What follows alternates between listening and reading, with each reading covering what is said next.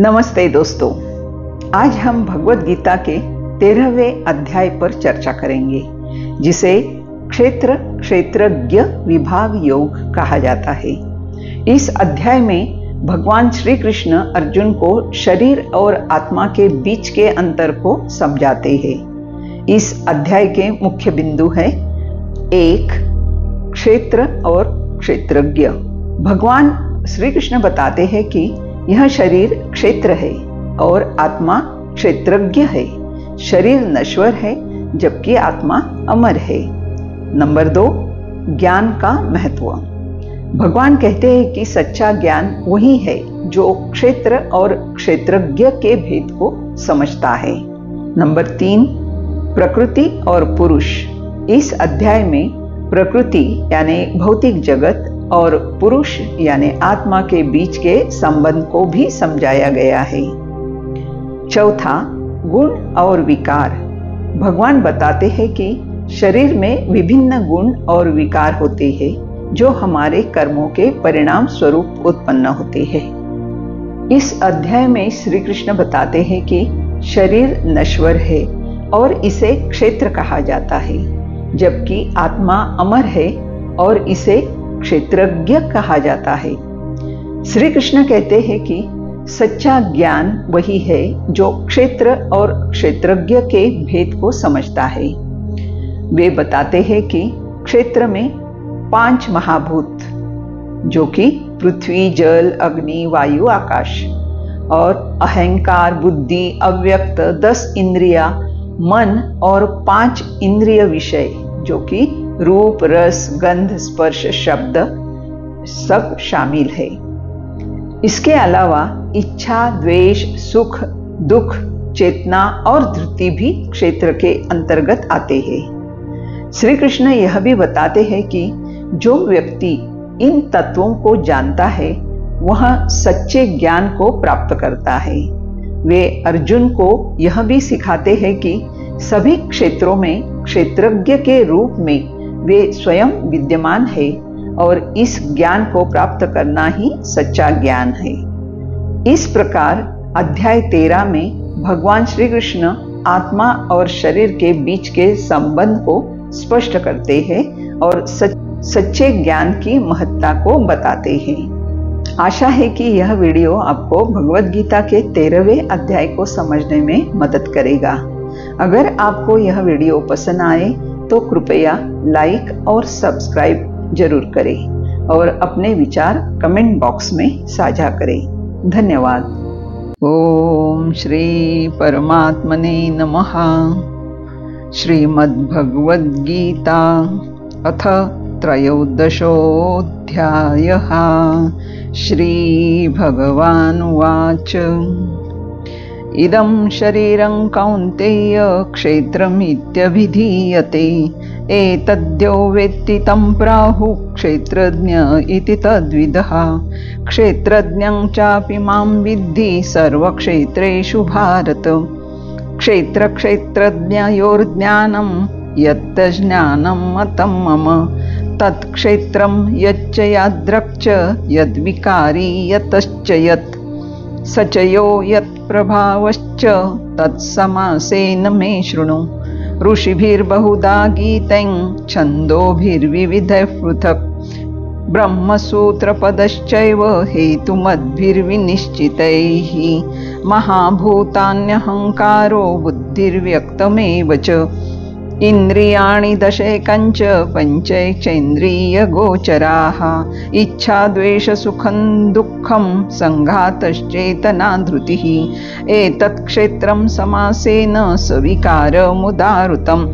अमानित्वमदम्भित्वम् अहिंसा क्षान्तिरार्जवम् आचार्योपासनं शौचं स्थैर्यमात्मविनिग्रहः।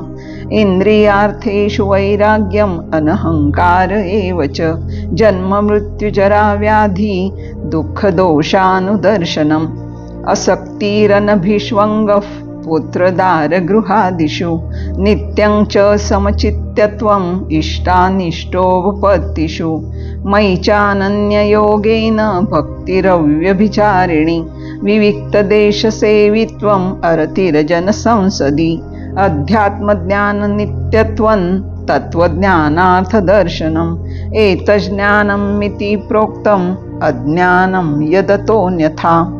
ज्ञेयं यत्तत् प्रवक्ष्यामि यज्ञात्वामृतमश्नुते अनादिमत्परं ब्रह्म न सत्तन्नासदुच्यते सर्वतः पाणिपादं तत् सर्वतोक्षिक्षिरोमुखं सर्वतः श्रुतिमल्लोके सर्वमावृत्य तिष्ठति सर्वेन्द्रियगुणाभासं सर्वेन्द्रियविवर्जितम् असक्तं सर्वभृच्चैव निर्गुणं गुणभोक्तृ च बहिरन्तश्च भूतानाम् अचरं चरमेव च सूक्ष्मत्वात् तद्विज्ञेयं दूरस्थं चान्तिके च तत् अविभक्तं च भूतेषु विभक्तमिव च स्थितं भूतभर्तृ च तज्ज्ञेयं ग्रसिष्णु प्रभविष्णु च ज्योतिषामपि तज्ज्योतिस्तमसः परमुच्यते ज्ञानं ज्ञेयं ज्ञानगम्यं हृदि सर्वस्य विष्ठितम् इति क्षेत्रं तथा ज्ञानं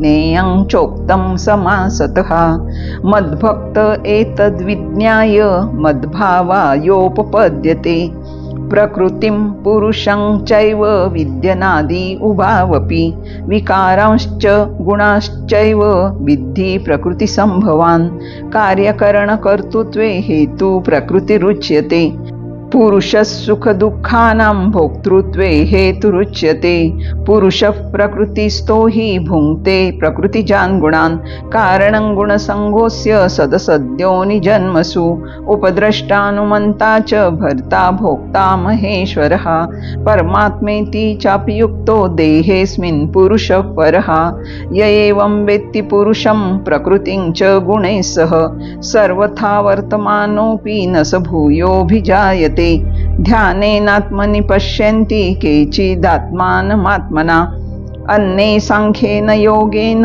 कर्मयोगेन चापरे अन्ये त्वेवमजानन्तः श्रुत्वान् एभ्य उपासते तेऽपि चातितरन्त एव मृत्युं श्रुतिपरायणाः यावत् संजायते किञ्चित् सत्त्वं स्थावरजङ्गमं क्षेत्रक्षेत्रज्ञसंयोगात् तद्विद्धि भरतर्षभ समं सर्वेषु भूतेषु तिष्ठन्तं परमेश्वरं विनश्यस्त्व विनश्यन्तं यः पश्यति स पश्यति समं पश्यनि सर्वत्र समवस्थितमीश्वरं न हिनस्त्यात्मनात्मानं ततो याति पराङ्गतिं प्रकृत्यैव च कर्माणि क्रियमाणानि सर्वशः यः पश्यति तथात्मानम् अकर्तारं स पश्यति यदा भूतपृथग्भावम् एकस्तमनुपश्यति तत एव च विस्तारं ब्रह्म सम्पद्यते तदा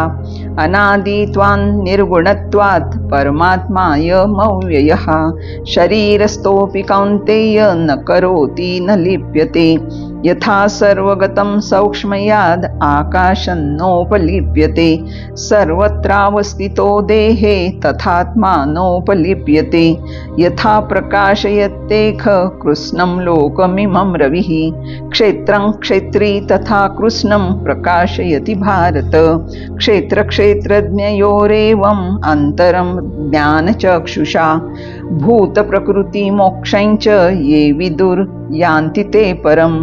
ओम तत्सदिति श्रीमद्भगवद्गीतासु उपनिषत्सु ब्रह्मविद्यायां योगशास्त्रे श्रीकृष्णार्जुन संवादे क्षेत्रक्षेत्रज्ञ विभागयोगो नाम त्रयोदशोऽध्यायः।